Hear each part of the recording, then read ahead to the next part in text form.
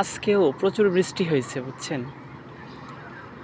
কি যে একটা অবস্থা, সকাল থেকে এত বৃষ্টি, মানে বৃষ্টি এখনও গুড়ি গুড়ি বৃষ্টি পড়তেছে।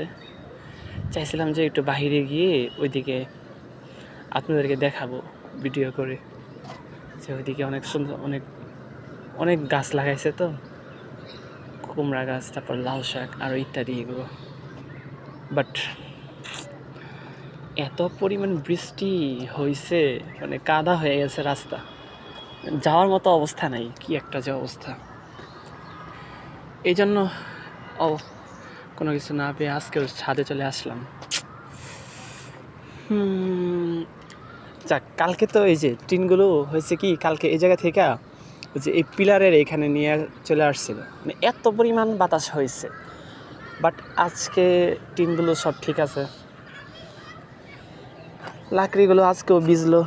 অবশ্য কাগজগুলো দেওয়া ছিল, কিন্তু এত পরিমাণ বাতাস আর এত পরিমাণ তুফান হয়েছে, এই জন্য। ওই দেখা যায় মাদ্রাসার মাঠ, দেখছেন মাদ্রাসার মাঠের অবস্থা।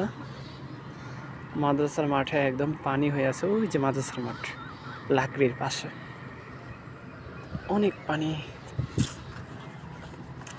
যাই হোক, সবাই ভালো থাকেন, এনজয় করেন।